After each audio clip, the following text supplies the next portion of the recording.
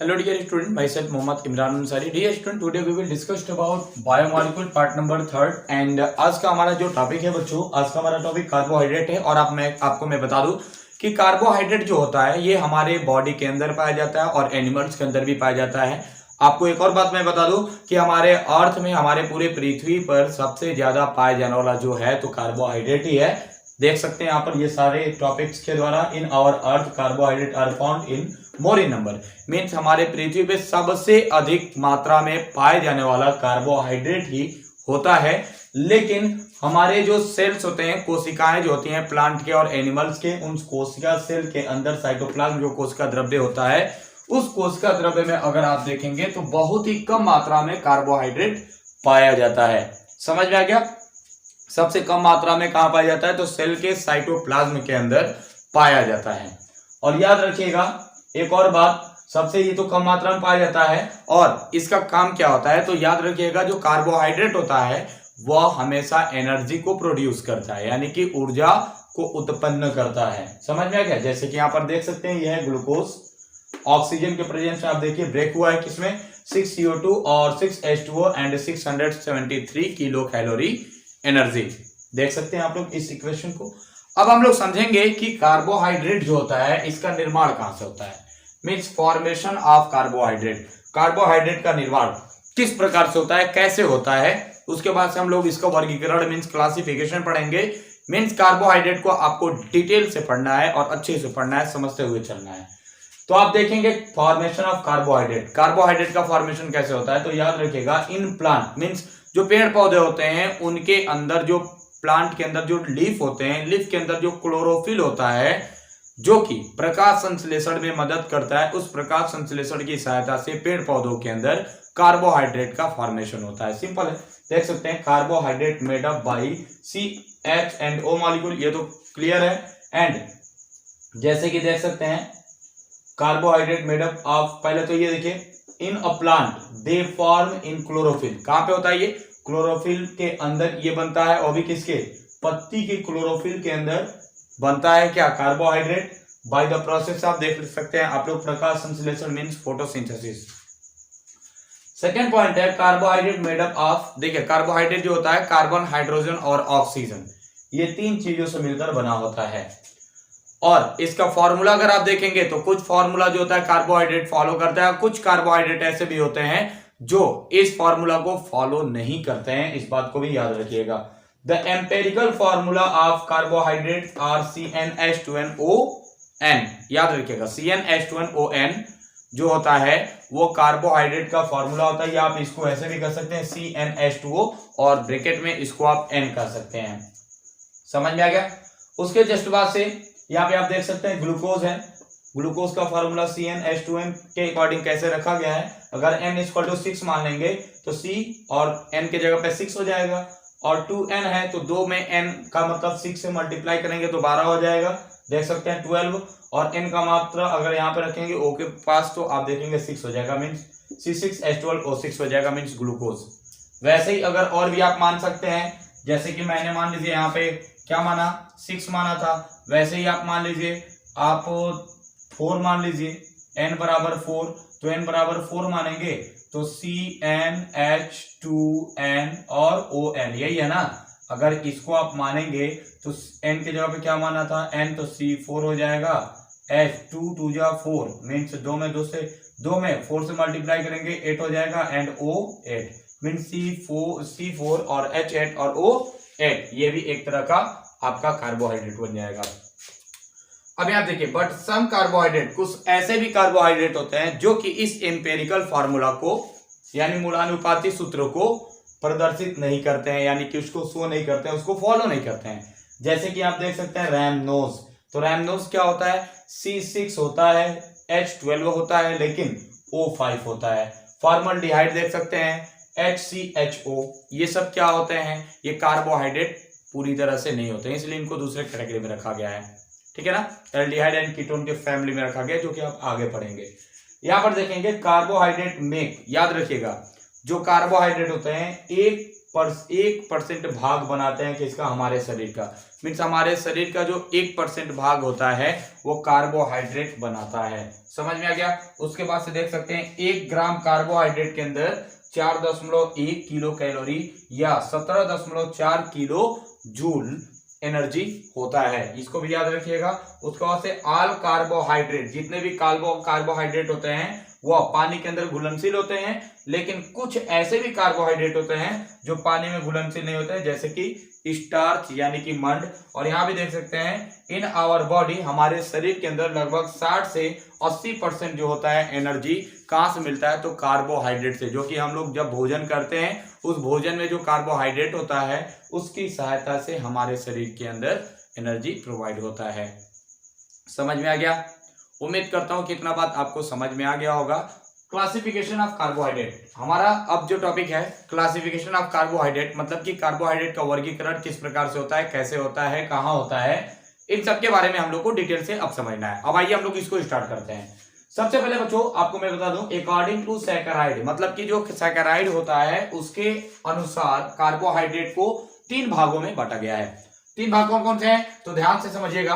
Monosaccharide, oligosaccharide और polysaccharide. पहले एक बार आपको मैं बता दूं कि जो मोनोसैकेराइड आप देख रहे हैं, मोनोसैकेराइड के अंदर 2 से लेके लगभग 7 कार्बन परमाणु पाए जाते हैं। याद रखिएगा, 2 से लेके 7 कार्बन परमाणु पाए जाते हैं, इसलिए इसको मोनोसैकेराइड कहते हैं। और ये भी याद रखिएगा कि मोनोसैकेराइड के मिलने से ओलिगोसैकेराइड का निर्माण होता है।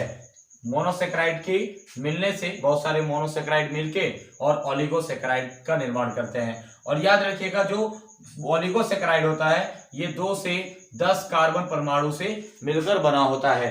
उसके बाद से मैं आपको बता दूं पॉलीसैकेराइड। पॉलीसैकेराइड का मतलब होता है कि 10 से बहुत सारा, यानी 10 से ज्यादा जब कार्बन परमाणु आके जुड़ता है तो पॉलीसैकेराइड का निर्माण करता है। और मीन्स कहने का मतलब यह है कि बहुत सारे मोनोसैकेराइड मिलके पॉलीसैकेराइड का निर्माण करते हैं। ठीक है। और मैं आपको बता दूं कि मोनोसैकेराइड ये स्वाद में जो होते हैं ये मीठे होते हैं।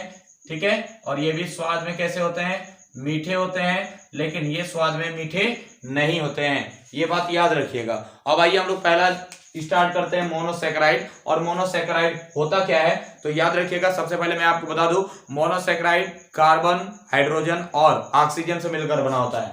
These are form by carbon, hydrogen and oxygen. इन तीनों से मिलकर ये मोनोसैकेराइड बना होता है।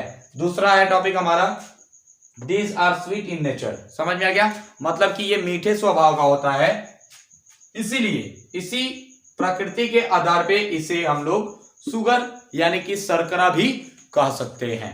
यानी कि इसको क्या कहते हैं, शर्करा, क्योंकि मीठा होता है इसलिए इसको शुगर या शर्करा भी कह सकते हैं।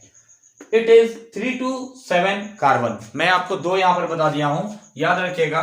ये कितना होता है, 3 से लेके 7 कार्बन, मीन्स ये 3 से 7 कार्बन परमाणु से मिलकर बने होते हैं। ठीक है ना। इन इट इसमें 3 से 7 कार्बन परमाणु जो होते हैं पाए जाते हैं, याद रखिएगा।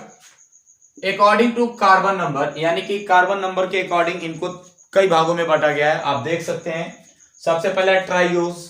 ट्राइयोस का मतलब क्या हुआ, 3। टेट्रोस का मतलब हुआ 4। पेंटोस का मतलब हुआ 5। हेक्सोस का मतलब हुआ 6 और हेप्टोस का मतलब हुआ 7। तो ये 4 यानी 3 से लेके 7 तक कार्बन परमाणु इसके अंदर पाए जाते हैं। अगर बात करें ट्राइओस के बारे में, ट्राइओस का मतलब होता है 3 कार्बन परमाणु वाला मोनोसैकेराइड। मतलब कि ऐसा मोनोसैकेराइड जिसमें 3 कार्बन परमाणु पाए जाते हैं उसे कहा जाता है ट्राइओस मोनोसैकेराइड। ओके।